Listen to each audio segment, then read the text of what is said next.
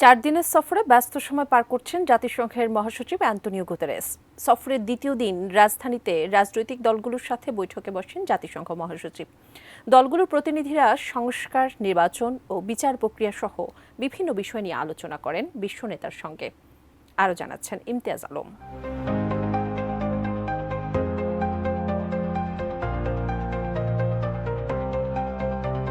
বাংলাদেশের সংস্কার কার্যক্রম নিয়ে দেশের কয়েকটি রাজনৈতিক দলের নেতাদের সঙ্গে গোলটেবিল বৈঠক করেছেন সফররত জাতিসংঘের মহাসচিব আন্তোনিও গুতেরেস।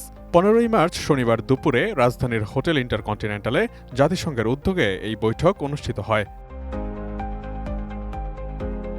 বৈঠকে বিএনপির হয়ে দলটির মহাসচিব মির্জা ফখরুল ইসলাম আলমগীর ও স্থায়ী কমিটির সদস্য সালাউদ্দিন আহমেদ, জামায়াতের সেক্রেটারি জেনারেল মিয়া গোলাম পরোয়ার, নায়েবে আমির ডাক্তার আব্দুল্লাহ মোহাম্মদ তাহের, এবি পার্টির সাধারণ সম্পাদক আসাদুজ্জামান ফুয়াদ, জাতীয় নাগরিক পার্টির আহ্বায়ক নাহিদ ইসলাম, গণসংহতি আন্দোলনের প্রধান সমন্বয়কারী জোনায়েদ সাকি এবং সিপিবির সাধারণ সম্পাদক রহিন হোসেন প্রিন্স অংশ নেন।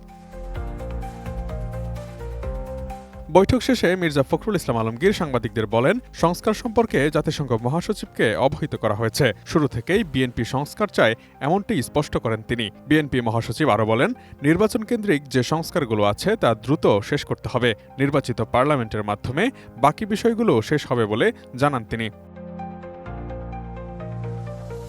দলটির স্থায়ী কমিটির সদস্য সালাউদ্দিন আহমেদ বলেন, সংস্কার ও নির্বাচন কিভাবে হবে সেটি বাংলাদেশের অভ্যন্তরীণ ইস্যু বলে জাতিসংঘ মনে করে। এই দেশের জনগণকেই তা নির্ধারণ করতে হবে। তবে জাতিসংঘ মহাসচিব আশাবাদ ব্যক্ত করেছেন, বাংলাদেশে আগামীতে একটি শক্তিশালী গণতান্ত্রিক সরকার আসবে, পৃথিবীর মধ্যে একটি নজির সৃষ্টি করবে আগামীর নির্বাচন।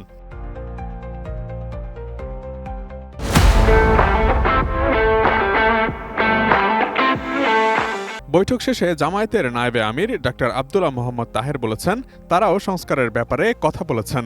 একটি সুষ্ঠু নির্বাচন, টেকসই গণতন্ত্র ও জাতীয় ঐক্যের ব্যাপারে কথা বলেছেন তারা। জাতিসংঘের মহাসচিব তাদের অধিকাংশ বক্তব্যই সমর্থন করেছেন। বাংলাদেশে সুষ্ঠু নির্বাচন নিয়ে জাতিসংঘ মহাসচিব আশাবাদী বলেও জানান তিনি। গণসংহতি আন্দোলনের প্রধান সমন্বয়কারী জোনায়েদ সাকি বলেছেন, আন্তর্জাতিক মানদণ্ডে জুলাই গণহত্যার বিচার নিশ্চিতে জাতিসংঘের সহায়তা চেয়েছেন তারা। এছাড়া সংস্কার ও নির্বাচনের বিষয়ে ঐকমত্য নিয়ে দলীয় অবস্থান তুলে ধরা হয়েছে বলে জানিয়েছেন তিনি। বৈঠক শেষে জাতীয় নাগরিক পার্টির আহ্বায়ক নাহিদ ইসলাম বলেছেন, বৈঠকে সংস্কার নিয়ে জাতীয় নাগরিক পার্টির অবস্থান তুলে ধরা হয়েছে। সংস্কার ও গণহত্যার বিচারে জনগণের কাছে তারা প্রতিশ্রুতিবদ্ধ। সংস্কারের মৌলিক ভিত্তি এই সরকারের আমলেই তৈরি করতে হবে। সংস্কার ছাড়া জাতীয় নির্বাচন কাজে আসবে না। এছাড়া সংবিধান ও গণপরিষদ নিয়ে দলীয় অবস্থান তুলে ধরেছেন বলে জানান তিনি।